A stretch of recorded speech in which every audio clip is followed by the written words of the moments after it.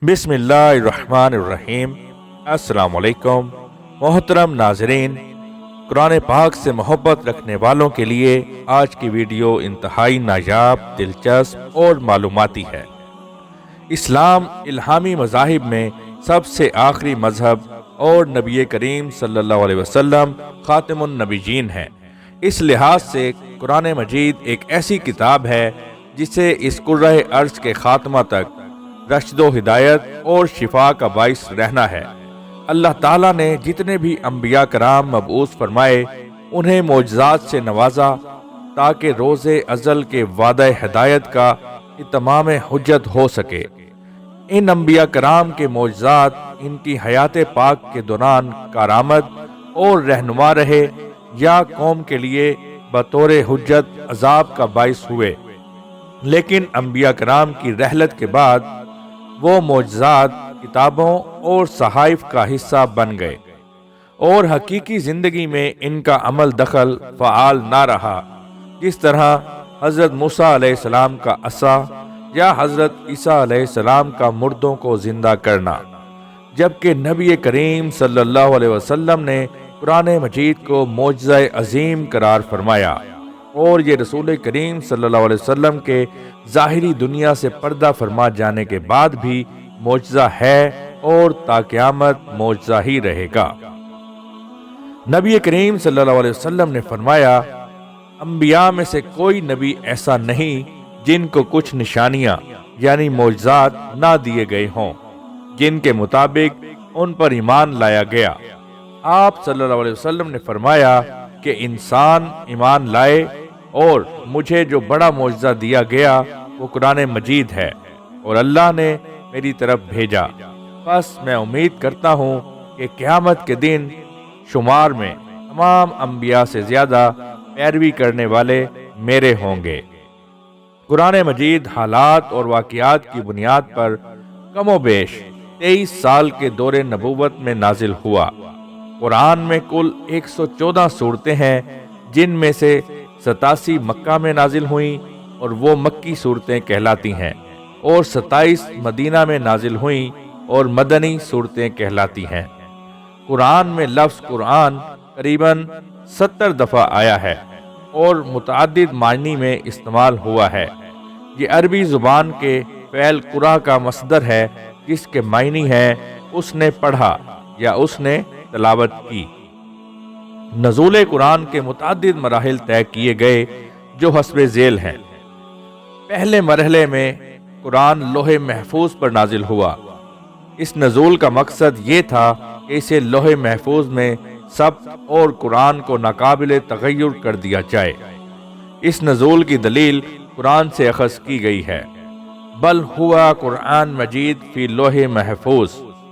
لوح محفوظ سے آسمان میں موجود ایک مقام بیت العزت میں شب قدر کو نازل ہوا۔ احادیث میں یہ بات دلیل ہے۔ عبداللہ بن عباس رضی اللہ تعالیٰ عنہ سے مروی ہے، فرماتے ہیں کہ قرآن کو لوح محفوظ سے نکال کر آسمان دنیا کے ایک مقام بیت العزت پر اتارا گیا، جہاں سے جبرائیل پیغمبر پر لے جایا کرتے تھے۔ ابو شامہ مقدسی نے اپنی کتاب المرشد میں لکھا ہے کہ علماء کی ایک جماعت کا کہنا ہے کہ قرآن لوح محفوظ سے بیت العزت میں ایک ہی رات کو مکمل نازل ہوا اور جبریل نے اسے یاد کر لیا۔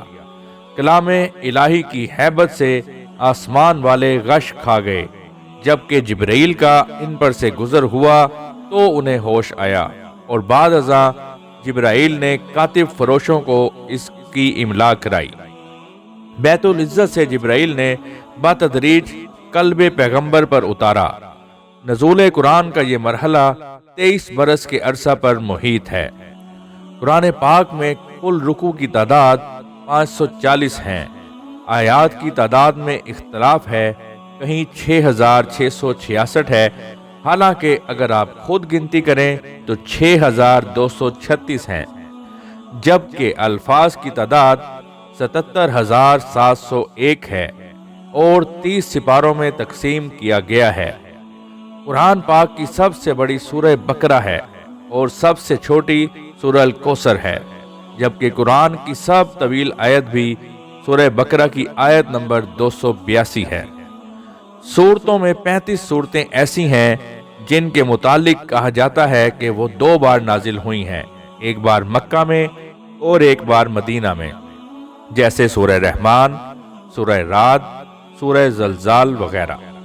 قرآن پاک میں کل 10,15,030 نقطے ہیں۔ زبر 39,586 مرتبہ استعمال کیا گیا ہے، جبکہ زیر بھی 39,586 مرتبہ مستعمل ہے۔ 25 انبیاء کرام کا قرآن کریم میں ذکر ہے اور یہ تعداد کچھ اس طرح ہے: آدم علیہ السلام 25 مرتبہ، ادریس علیہ السلام 2، نوح علیہ السلام 63، ہود علیہ السلام 7، صالح علیہ السلام 9، ابراہیم علیہ السلام 69، لوط علیہ السلام 27، اسماعیل علیہ السلام 12، اسحاق علیہ السلام 17، یعقوب علیہ السلام 16، یوسف علیہ السلام 27، ایوب علیہ السلام 6، شعیب علیہ السلام 11، موسیٰ علیہ السلام 136، ہارون علیہ السلام 19، یونس علیہ السلام 6، داؤد علیہ السلام 16، سلیمان علیہ السلام 17، الیاس علیہ السلام 3، الیسع علیہ السلام 2، زکریا علیہ السلام 8، یحییٰ علیہ السلام 6، عیسیٰ علیہ السلام 25، محمد صلی اللہ علیہ وآلہ وسلم 5، اور نبی کریم صلی اللہ علیہ وسلم کے علاوہ 5 انبیاء نوح، ابراہیم، یونس، یوسف، ہود علیہ السلام کے نام پر صورتیں موجود ہیں۔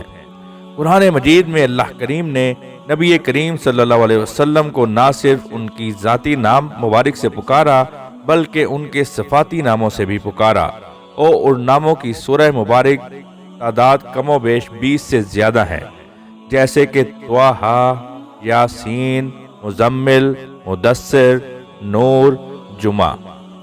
مفسرین یہاں تک کہتے ہیں کہ جس طرح طٰہٰ اور یاسین حروف مقطعات ہیں، اسی طرح جتنی بھی سورہ پاک حروف مقطعات سے شروع ہوتی ہیں وہ حضور ہی کے القاب ہیں، جنہیں صرف اللہ اور ان کا حبیب کریم صلی اللہ علیہ وسلم ہی جانتے ہیں۔ ان حروف مقطعات والی صورتوں کی تعداد 29 ہے، جن میں سورہ کاف اور صاد علیحدہ سے صورتیں ہیں۔ اسی طرح سے مزمل اور مدثر حضور نبی کریم صلی اللہ علیہ وسلم کے صفاتی اسماء گرامی ہیں، جو قرآن میں یا ایہ سے شروع ہوتے ہیں، جس کے اردو معنی ہیں اے، یعنی خطاب حال میں ہے، جبکہ آپ کا وصال پاک ہو چکا ہے۔ اب اگر قیامت ایک لمحہ بعد ہو، 1000 سال بعد ہو یا 1 کروڑ سال بعد، یہ صورتیں یا کے صیغہ سے ہی پڑھی جائیں گی۔ نبی کریم صلی اللہ علیہ وسلم اپنی زندگی میں دین مکمل فرما گئے ہیں اور صحابہ کرام اسی دین کو آگے لے کر چلے۔ اس زمانے میں کوئی حنفی، مالکی، حنبلی، شافعی یا جعفری نہیں تھا، اور الحمدللہ دین پھر بھی مکمل تھا۔ سورہ محمد میں اس میں محمد صلی اللہ علیہ وسلم کیوں آیا ہے؟ اس لیے کہ اللہ نے صاف صاف بتا دیا کہ چاہے جتنے نیک عمل کر لو، ایمان لانے کے بعد اگر اس پر عمل نہیں کرو گے جو محمد صلی اللہ علیہ وسلم پر نازل ہوا ہے تو سب اعمال تمہارے ضائع ہو جائیں گے۔ اور وہ جو ایمان لائے اور انہوں نے اچھے کام کیے اور جو کچھ محمد پر نازل کیا گیا اس پر بھی ایمان لائے، حالانکہ وہ ان کے رب کی طرف سے برحق بھی ہے، تو اللہ نے ان کی برائیوں کو مٹا دیا اور ان کا حال درست کرے گا۔ اسی طرح حضور نبی کریم صلی اللہ علیہ وسلم کے جسم اطہر اور اعضائے کریمہ کی تعریف میں سورہ نجم، علم نشرح اور سورہ قلم ہیں، اور سورہ قلم میں تو اللہ کریم نے نبی کریم کا دل دکھانے والے کو 10 برے القاب دیے ہیں جو تا قیامت پڑھے جائیں گے۔ سورہ نجم میں تو اللہ کریم نے نبی پاک کی آنکھوں کی طاقت اور توانائی کو یوں تعریف فرمایا ہے کہ جب آپ لامقام میں تھے تب بھی عجائبات قدرت سے نہ آپ کی آنکھوں کی پتلیاں پھیلیں اور نہ حیرت اور نور سے سکڑیں، اپنی اصل حالت میں برقرار رہیں۔ قرآن پاک کی آیت کا ترجمہ ہے، نہ تو نظر بہکی نہ حد سے بڑھی۔ اسی طرح حضور کی جنگی حکمت عملی پر مفصل صورتیں موجود ہیں، جن میں بقرہ، آل عمران، انفال، احزاب، حشر اور فتح شامل ہیں، اور ان کی جزیات پر یوں اللہ کریم نے تبصرہ فرمایا ہے جیسے دو لوگ کسی چیز کو ایک ساتھ دیکھتے ہوئے اس پر گفتگو یا تبصرہ کریں۔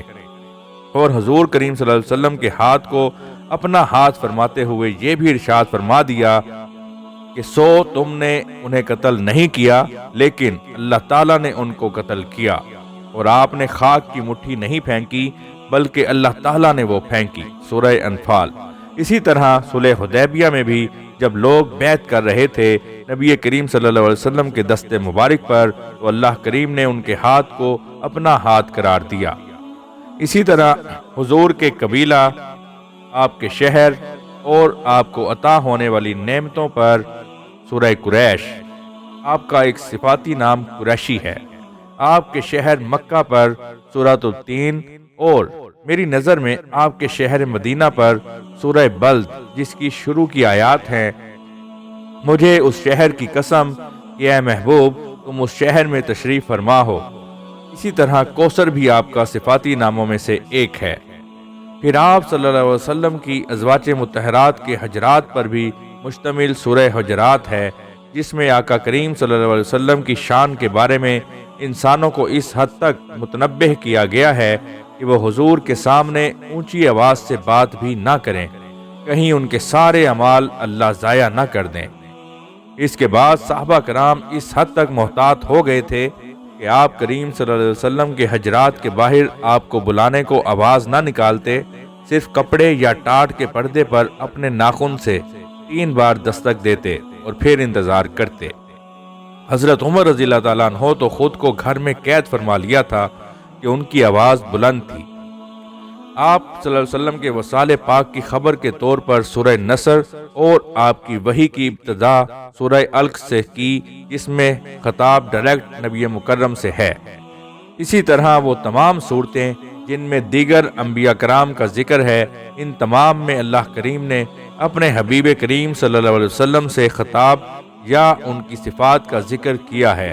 غرض پورا قرآن دراصل نبی کریم صلی اللہ علیہ وسلم ہی کی شان ہے۔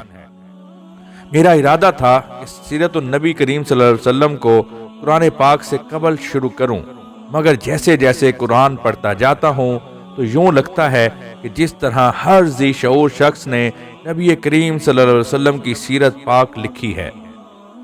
دراصل اس کی ابتدا اللہ کریم نے قرآن پاک کی صورت میں دنیا کو نبی کریم صلی اللہ علیہ وسلم کی سیرت پاک سے متعارف فرمایا۔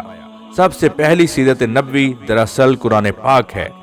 رسول کریم صلی اللہ علیہ وسلم کی سیرت و کردار اور اخلاق و اعمال کے مشاہدے کا موقع ام المومنین حضرت عائشہ صدیقہ رضی اللہ تعالیٰ عنہا کو میسر آیا تھا، کیونکہ وہ آپ صلی اللہ علیہ وسلم کی رفیقہ حیات تھیں اور آپ صلی اللہ علیہ وسلم کے ہر ظاہری اور خانگی معمولات و عادات سے واقف تھیں۔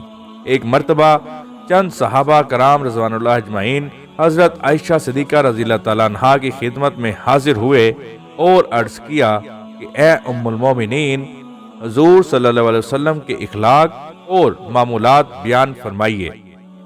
تو عائشہ صدیقہ رضی اللہ تعالیٰ عنہا نے جواب دیا کہ کیا تم لوگوں نے قرآن نہیں پڑھا؟ کانا خلق رسول القرآن، رسول اکرم صلی اللہ علیہ وسلم کا اخلاق قرآن تھا۔ سبحان اللہ۔ اللہ تعالیٰ ہمیں عمل کی توفیق عطا فرمائے۔ ویڈیو اچھی لگی ہو تو لائک کریں، چینل سبسکرائب کریں، کمنٹ سیکشن میں اپنی رائے دینا نہ بھولیے گا، بیل آئیکن کے بٹن کو پریس کر دیں تاکہ ہماری نئی آنے والی ویڈیو بآسانی آپ تک پہنچ سکے۔ اپنا خیال رکھیے گا۔ اللہ تعالیٰ آپ کا اور ہمارا حامی و ناصر ہو۔ ملیں گے انشاءاللہ نیکسٹ ویڈیو میں، تب تک کے لیے اللہ حافظ۔